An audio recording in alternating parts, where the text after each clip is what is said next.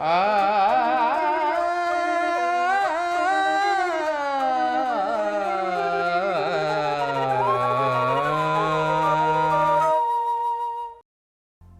पहले हम नमन करेंगे हमारा प्रिय गुरु ब्रह्मर्षि पितामह पत्री जी को, श्री कृष्ण परमात्मा को और हमारा महाभारत को इस धरती में दिया हुआ व्यास व्यास जी को। फ्रेंड्स, जब पांडव लोगों ने वनवास में थे उस समय एक दिन क्या हुआ था कि युधिष्ठिर ने अपना छोटे भाई को कहते हैं कि अभी प्यास लग रही है, थोड़ा पानी लेके आओ, ऐसा कहते हैं। फिर जो सहदेव है वो पानी लेने के लिए एक तालाब के पास पहुंचते हैं। वो तालाब में जब पानी लेने का समय में एक आवाज़ आती है। वो आवाज़ है उस जो तालाब का जो मालिक है वो कौन है कि एक यक्ष है। यक्ष कौन है? जैसे गंधर्व होते हैं, किन्नर होते हैं, ऐसा देवता का एक गण है। उस यक्ष ने कहते हैं कि ये जो तालाब है मेरा है, अगर इसके पानी लेना है तो आप मेरा सवालों का जवाब दे दो। लेकिन सहदेव ने कभी भी क्या कहते हैं कि उसका सवाल का जवाब नहीं देते हुए वो पानी ले लेते हैं। उसका बात को वो कभी इग्नोर करते हैं। जैसे उन्होंने पानी निकाल दिया, तुरंत ही उन्होंने बेहोश होकर नीचे गिर जाते हैं। फिर वो अपना भाई के लिए वो लोग इंतजार करेंगे, लेकिन भाई नहीं, वापस नहीं आया। फिर युधिष्ठिर कहते हैं कि नकुल को भेजते हैं। फिर नकुल में भी जाके यही काम करते हैं, वो भी उस बात को इग्नोर करते हैं। बाद में अर्जुन जाते हैं, उसके बाद भीम भी जाते हैं। सबका हालत ऐसा हो जाते हैं, सब लोग मौत का सामना करना पड़ा। आखिरी में 4 भाई वापस नहीं आए तो खुद युधिष्ठिर उस तालाब में जाते हैं। जब तालाब में गया है, देखा है कि वो जो अपना जो 4 भाई है सब लोग बेहोश पड़े हैं। उनको देख के बहुत दुख लगती है युधिष्ठिर को। कौन है मेरा भाई को ऐसा बेहोश किया है? इतना महान योद्धा है, उन लोगों को ऐसे गिराने का क्षमता और किसका पास है? जब ऐसा उन्होंने पुकारे हैं तब वो जो यक्ष राजा है वो प्रत्यक्ष हो जाते हैं। बहुत बड़ा सा 12 फीट का लंबाई एक यक्ष उधर प्रत्यक्ष हो जाते हैं। वो कहते हैं कि ये मेरा तालाब है, आपका भाई मेरा बिना परमिशन का ये पानी लिया है, इसी की वजह से मैंने ऐसा किया हूं। तब युधिष्ठिर कहते हैं कि ये जो पानी है, तालाब है, ये पूरा भगवान का है, ये पूरा सृष्टि का है। आप कैसे कह सकते हैं कि आपका है? सब लोग पानी को ले सकते हैं, ये प्रकृति का हर एक चीज को ले सकते हैं। तब वो यक्ष कहते हैं कि हाँ, सभी भगवान का है, लेकिन ये जो तालाब है बहुत दिनों से इसको मैं केयर टेकर हूं, इसको मैं देखभाल कर रहा हूं। तब युधिष्ठिर कहते हैं कि अभी ये पानी चाहे तो मैं क्या करा? तब यक्ष कहते हैं कि मेरा सवाल को जवाब दे दो। अगर आपका भाई भी मेरा सवाल को जवाब देते थे, मैं उनको जिंदा करने वाला था, लेकिन वो लोगों ने मेरा बात को वो लोग ख्याल नहीं रखे हैं, केयर भी नहीं किया है, इसीलिए वो लोग मरना पड़ा। तब युधिष्ठिर कहते हैं कि आप कोई भी सवाल पूछिए, मैं जवाब देने के लिए तैयार हूं। एक विनम्रता के साथ खड़े हुए हैं। तो फ्रेंड्स, हमेशा हम विनम्रता के साथ रहना, यही सीखना चाहिए हमको। हमारे सामने ये देवता क्या कर सकते हैं, ऐसा सोचा बाकी जो 4 भाई, लेकिन युधिष्ठिर ने ऐसा नहीं किया है। उन्होंने सवाल के सामने खड़ा होने के लिए रेडी हो गया। तब यक्ष ने एक सवाल के बाद एक सवाल, एक सवाल के बाद एक सवाल पूछते रहा। इस तरह 82 सवाल को पूछा था। जब 82 सवाल हो गया, सबका जवाब मिले हैं, तब वो यक्ष बहुत संतुष्ट हो जाते हैं। युधिष्ठिर जी, मैं सुना हूं आप धर्मराज हैं। आज मैं देखा हूं कि आप धर्म के साथ अपने जीवन को निभा रहे हैं। हर एक चीज धर्म के साथ आप बताया है। मैं बहुत खुश हो गया हूं। अब बताइए, आपको ये 4 भाई में मैं सिर्फ एक ही भाई को मैं जिंदा कर सकता हूं। आपको कौन सा भाई चाहिए? तब युधिष्ठिर तुरंत ही बिना सोचे हुए कहते हैं कि मुझको नकुल चाहिए। तब वो यक्ष पूछते हैं कि ऐसा क्यों है? अभी आपको कुरुक्षेत्र युद्ध होने वाला है। इस युद्ध में आपको योद्धा चाहिए। अगर आप अर्जुन को जिंदा करने के लिए कहा था, या भीम को जिंदा करने के लिए कहते हैं, तो क्या होते हैं कि आपको युद्ध में मदद मिलती है। लेकिन आप नकुल को क्यों पूछा? तब युधिष्ठिर कहते हैं कि मेरे पिताजी के लिए 2 पत्नी हैं। 2 पत्नी थे, एक कुंती है, एक माद्री है। मेरा माँ के लिए हम 3 भाई हैं, और माद्री माता के लिए 2 भाई हैं। कुंती माता का जो वरिष्ठ पुत्र है मैं हूं, और माद्री माता का जो वरिष्ठ पुत्र है वो है नकुल है। कुंती माता के लिए मैं एक रह गया, लेकिन माद्री माता के लिए एक रहना चाहिए ना, इसी की वजह से मैं नकुल को मांगा हूं, ऐसा कहते हैं। तब वो यक्ष बहुत खुश हो जाते हैं। आप अभी भी धर्म के साथ में हैं, कितना अच्छा बताया आपने। वो खुश होके फिर 4 भाई को वो जिंदा कर देते हैं। उसके बाद जब वो यक्ष ने बताते हैं कि आपने इतना अच्छा बताया ना, मैं बहुत खुश हो गया हूँ, आपके लिए क्या वर चाहिए? जब पूछा गया है, तब युधिष्ठिर मांगते हैं कि हमारा जो अज्ञातवास है बहुत शांति के साथ होना चाहिए। यही पूछा है उन्होंने ये नहीं पूछा है कि ये जो राज्य है फिर हमको वापस चाहिए, ये नहीं पूछा। जितना जरूरत है उतना ही पूछना चाहिए। जो युद्ध अनिवार्य है, युद्ध में मुझको जीतना है, बिना युद्ध का ही हम राज्य को चाहिए, ऐसा नहीं पूछा उन्होंने। लेकिन उन्होंने ये पूछा था कि हमारा अज्ञातवास का समय है, बहुत आराम से होने जाना चाहिए, यही पूछा।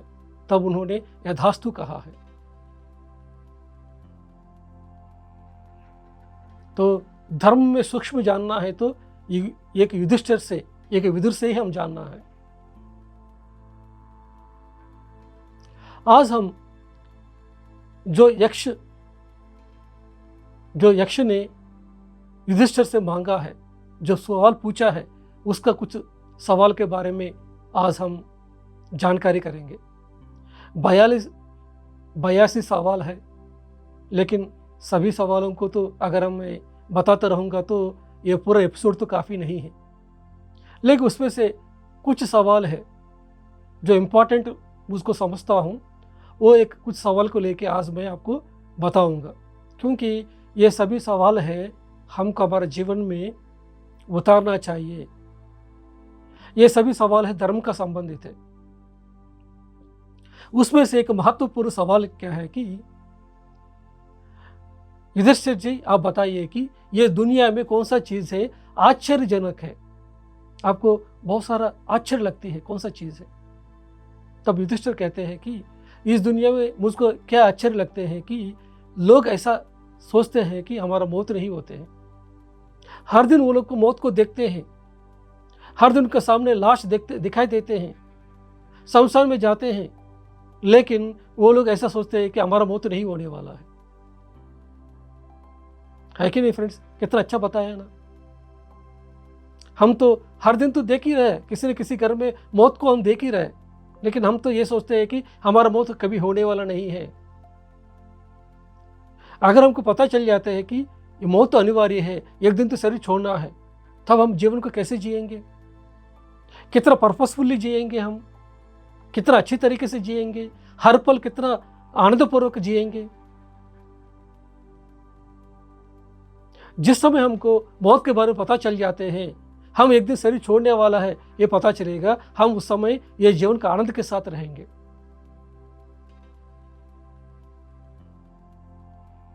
ये जो मौत है कभी भी आ सकती है। 5 साल की उम्र में आ सकती है, 10 साल की उम्र में आ सकती है, 20 साल की उम्र में आ सकती है, 30 साल की उम्र में आ सकती है, 80 साल में आ सकती है, लेकिन एक दिन तो शरीर छोड़ना है।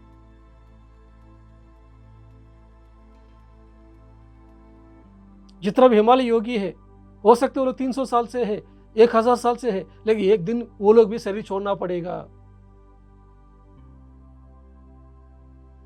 मौत अनिवार्य है, यह चीज को जानना ही ज्ञान है।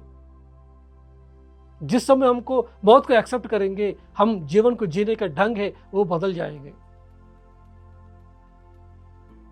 यह सवाल है, एक बहुत महत्वपूर्ण जवाब है, बहुत महत्वपूर्ण जवाब दिया है युधिष्ठिर ने। एक सवाल पूछते हैं यक्ष ने, स्थित प्रज्ञ कौन है? क्या है स्थित प्रज्ञता? तब युधिष्ठिर कहते हैं कि जो व्यक्ति अपने जीवन में मान और अपमान के समय में, सुख दुख के समय में, शीतल के समय में और गर्मी के समय में हमेशा समस्थिति में रहते हैं। जीवन माने ये 3 डायमेंशनल प्लेन में हमारे जीवन में सुख भी आते हैं, दुख भी आते हैं। रात जैसे रहती है वैसे दिन भी होती है। कभी हमको तारीफ मिलेगा, कभी अपमान मिलेगा, लेकिन हर एक समय में जो लोग समस्थिति में रहेंगे, जब तारीफ मिलेगा तो खूब नाचेगा नहीं है, जब गाली मिलेगा तो उस समय डिप्रेशन में नहीं जाएगा। हमेशा समस्थिति में जो रहते हैं वही है एक स्थित प्रज्ञ है। समत्वम योग उच्चते कहा गया है भगवद गीता में। समस्थिति में जो लोग रहते हैं वही है स्थित प्रज्ञ। हम सब लोग भी, हर एक पिरामिड मास्टर भी इस स्थिति को पाना है मास्टर्स। जो लोग स्थित प्रज्ञता को पाएंगे वही एक एनलाइटेंड मास्टर है। और युधिष्ठिर को और एक सवाल पूछते हैं यक्ष ने, आलसीपन क्या है? आलसीपन मतलब क्या है? जब पूछा गया, युधिष्ठिर ने बताया, तुरंत ही बताया, धर्म कार्य नहीं करना। धर्म कार्य को नहीं करना ही आलसीपन है। सुबह 8 बजे उठे हैं या दिन में कभी सोए हैं, वो नहीं है आलसीपन। आलसीपन क्या है कि जो धर्म आप जानते हैं वो धर्म का कार्य नहीं करना। आपको पता है अहिंसा ही परमो धर्म है, आपको पता है दूसरों को मदद करना चाहिए, ये जानते हुए भी आप दूसरों को मदद नहीं किया है, यही असली आलसीपन। दुख क्या है? जब युधिष्ठिर ने कहा है कि अज्ञान ही दुख का कारण है, अज्ञान ही दुख का कारण है। हमारे जीवन में कोई भी परेशानी है, शरीर में कोई तकलीफ हो सकती है, बीमारी आ सकती है, रिलेशनशिप में प्रॉब्लम आ सकती है, किसी व्यक्ति के साथ सही तरीके से संबंध नहीं होंगे, कभी फाइनेंशियल प्रॉब्लम्स आ सकते हैं। लेकिन इसके सबके पीछे कारण क्या है कि अज्ञान है। जब हम हमारे जीवन में ज्ञान आएंगे तब हम दुख से बाहर आएंगे। यही तो चीज है, गौतम बुद्धा ने बताया 2500 ईयर्स के पहले। उसके भी पहले, हजारों साल के पहले, महाभारत के समय में युधिष्ठिर ने ये सवाल का जवाब दिया था। उसके बाद पूछते हैं कि हिम्मत क्या है? इंद्रिय का निग्रह करना ही हिम्मत है। आप क्या सोच रहे हैं? हिम्मत मतलब लड़ाई करना, योद्धा जैसे रहना? ये नहीं मास्टर्स। तलवार के साथ जाके किसी को साथ फाइट करना ये कोई भी कर सकते हैं, लेकिन आपको जीवन में कुछ भी हिंसा हो जाए, आपको जितना भी लोग आपको कैसे भी हो अपमान करे, फिर भी आप रिएक्ट नहीं करना। जीवन में तरह तरह परिस्थिति आते रहते हैं, लेकिन कोई भी परिस्थिति में आप रिएक्ट नहीं करेंगे, दैट मीन्स वही हिम्मत है। महात्मा गांधी जी ने भारत देश को इंडिपेंडेंस दिया है क्योंकि हिम्मत है उनके अंदर। वो हिम्मत कैसे आया? अहिंसा से। भगवान महावीर को महावीर कहते हैं। कौन सा युद्ध किया उन्होंने? कौन सा तलवार उठाया उन्होंने? उन्होंने अपना इंद्रिय को निग्रह किया है, मन को जीता है। जो मन को जीतते हैं वही है हिम्मत वाला है। जो योद्धा को, ये समाज ने क्या सोचती है कि जो योद्धा होगा, जो बाण चलाते हैं, जो राइफल को चलाते हैं, जो तलवार को उठाते हैं, वही योद्धा समझते हैं, वही हिम्मत वाला सोचते हैं। वो नहीं है मास्टर्स। जो लोग इंद्रिय के निग्रह में रहते हैं वही है हिम्मत वाले। उसके बाद अगले सवाल पूछते हैं, स्नान माने क्या है? स्नान करना। तब युधिष्ठिर कहते हैं कि जिसका मन में अशुद्ध नहीं है वही है स्नान करना। जैसे हम लोग कहते हैं हर दिन शरीर के लिए कैसे हम नहाते हैं, वैसा ही मन का भी हम नहाना चाहिए। मन का कैसे हम स्नान करते हैं, इसका नाम ही ध्यान है। ध्यान करेंगे, मन में रहा हुआ सब तरह का जो गंदगी है, सब तरह का जो अशुद्ध है, वो निकल जाती है।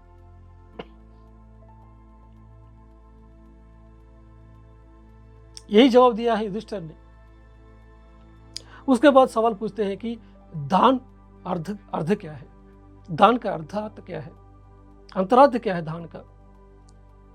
तब युधिष्ठिर कहते हैं कि समस्त प्राणी को रक्षा करना ही दान है। क्या जवाब दिया देखिए। समस्त प्राणी को रक्षा करना सिर्फ मानव जाति को रक्षा करना नहीं है।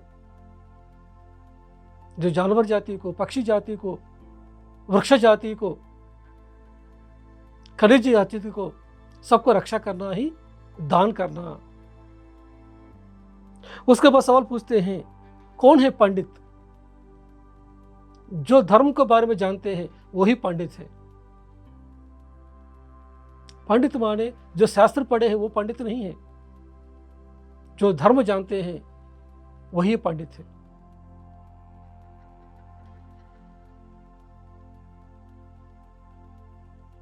आत्मा का स्थिति के हिसाब से धर्म होती है।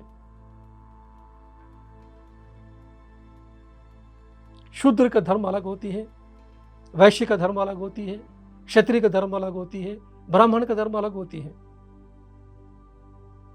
जब ब्रह्मचर्य आश्रम में धर्म अलग होती है, गृहस्थ आश्रम में धर्म अलग होती है, वानप्रस्थ आश्रम में धर्म अलग होती है, और संन्यास आश्रम में धर्म अलग होती है। लेकिन सभी मानव वाले के लिए धर्म एक ही है, वो है अहिंसा।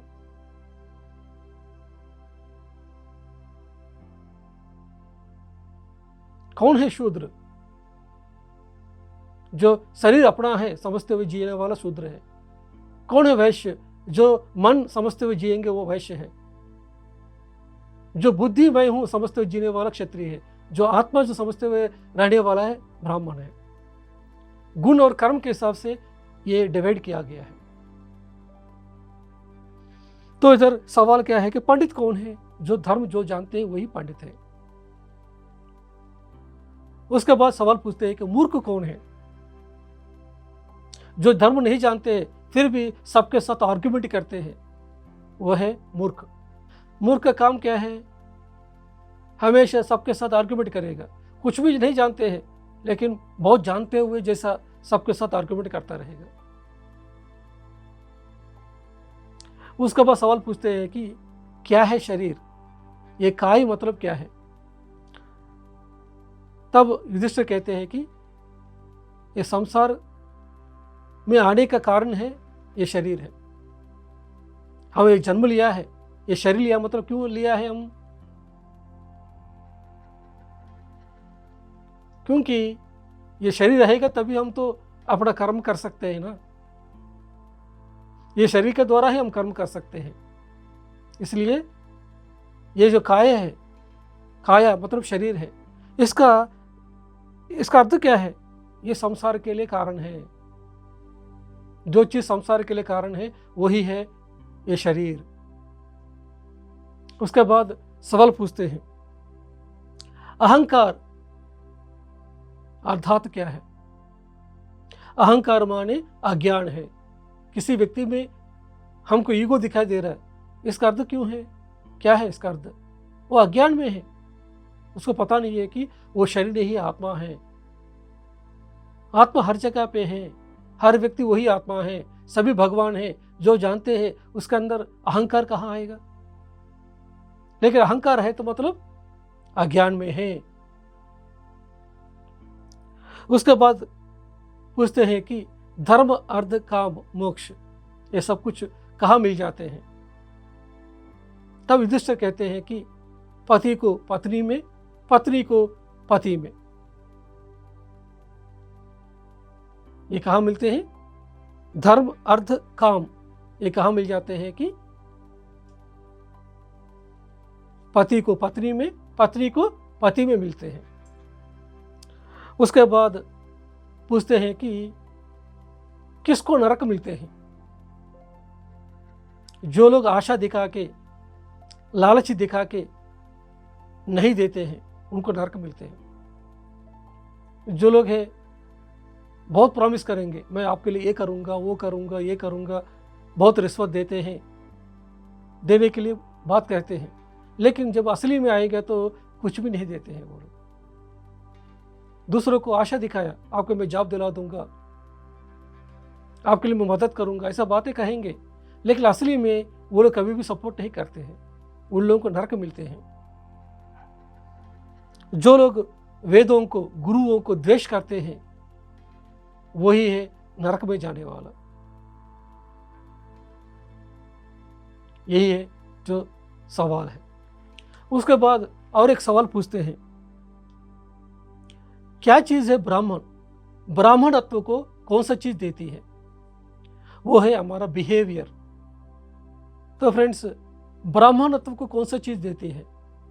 हमारा व्यवहार के हिसाब से हमारा ब्राह्मणत्व आती है। अगर हमारा जीवन में विनम्रता है तो हम ब्राह्मण हैं। विद्या विनय संपन्ने ब्राह्मणे गवि हस्तिनि सुरुचैव स्वपाकेव च पंडितानां समदर्शिनः। जिसका व्यवहार में विनम्रता है वही है ब्राह्मण। उसके बाद ये पूछते हैं कि जो व्यक्ति है अच्छी तरीके से सबसे बात करते हैं तब उसको क्या मिलते हैं? हम सबके साथ अच्छे तरह से बात करेंगे तो हमको मैत्री मिलती है, फ्रेंडशिप मिलती है सबके साथ। हमारा व्यवहार अच्छा रहेगा तो ऑटोमेटिकली फ्रेंड्स मिलेंगे फ्रेंड हमको। जो लोग सोच के काम करते हैं उनको क्या मिलते हैं? जो लोग सोच के काम करते हैं उनको वो महान बन जाते हैं। हम हर एक कर्म कैसे करते हैं कि सोच के नहीं करते हैं। अगर सोच के करेंगे तो हम महान बन जाते हैं। उसके बाद अगला सवाल है, जो व्यक्ति के पास ज्यादा फ्रेंड्स है, ज्यादा मित्र है, उसको क्या मिलते हैं? जिस व्यक्ति को ज्यादा फ्रेंड्स है तो उसको सुख मिल जाते हैं। संपत्ति के द्वारा हमको सुख नहीं मिलते हैं फ्रेंड्स। हमको सुख उस समय मिलते हैं कि जिस समय हमको मित्र मिलते हैं। इसलिए हमको हमेशा फ्रेंडशिप चाहिए। इसलिए पत्री जी हमेशा जीवन में कभी भी उन्होंने दुनिया भर में लाखों फ्रेंड्स को पाया है पत्री जी ने। इसलिए पत्री जी इतना महान बन गया। पत्री जी कभी भी पैसा के बारे में सोचा नहीं है उन्होंने, लेकिन उन्होंने हमेशा सबको दोस्ती निभाया है। मैं आपका फ्रेंड हूं कहा है उन्होंने। फ्रेंड्स, उसके बाद सवाल पूछते हैं कि कौन बंदा है खुशी के साथ रहेंगे? उस समय युधिष्ठिर ने बताया कि जिस व्यक्ति के पास उधार नहीं है वही व्यक्ति है खुशी के साथ रहेंगे। बहुत इंपॉर्टेंट है ना ये चीज? पता नहीं मुझको, मैं अभी से बचपन से लेकर अभी तक कभी भी ना मैं किसी को उधार दिया हूँ ना किसी उधार से लिया हूँ। इसी की वजह से हम शांति के साथ रहें। हमारे जीवन में क्या चाहिए? हमको थोड़ा रोटी चाहिए, रहने की जगह चाहिए, पहनने के लिए कपड़ा चाहिए। इसके लिए हम उधार लेना उधार देना दोनों चीज़ करेंगे, हमारे जीवन में खुशी को खो बैठेंगे। कभी भी हम ऐसा नहीं करना है, उसको पूरी तरीके से अवॉइड कीजिए आप। अगर कोई भी बंदा आकर मुझको पूछते हैं उधार चाहिए, और कोई पूछे 1,00,000 रुपये दिए, 1,00,000 रुपये चाहते हैं वो, मैं कभी 1,00,000 रुपये देता नहीं उनको। मेरे पास 5,000 है, ये 10,000 है, ये ले लो, ऐसा मैं कह के उनको देता हूँ। अगर वो वापस नहीं आया फिर भी मैं खुश हूँ, क्योंकि मैं पहले से भी ये एक्सपेक्ट किया हूँ कि वो वापस नहीं आने वाला है। तो पैसा कभी भी किसी को देना है तो हम एक्सपेक्ट नहीं करें वो वापस आएगा, वापस नहीं आएगा समझते हुए दे दीजिए, तब आप हमेशा खुश रहेंगे। जब भी हम किसी लोन के लिए सिग्नेचर करते हैं, एक श्योरिटी करते हैं, वैसा काम भी नहीं करना कभी भी, तब आप खुशी के साथ रहेंगे। तो फ्रेंड्स, आज के इस एपिसोड में हम इतना ही सवाल आज जानकारी किया है। अगले एपिसोड में और सवाल है, उस सवाल के बारे में जानकारी करेंगे। तो फ्रेंड्स, ये सभी सवालों को एक बार लिख दीजिए, इसको एक बार स्टडी कीजिए। युधिष्ठिर ने कितना अच्छी तरीके से समाधान दिया है, ये अपना जीवन में उतारना चाहिए हमको। तो फ्रेंड्स, फिर हम अगले एपिसोड में आएंगे, फिर 100 प्रश्न के साथ। Thank you very much.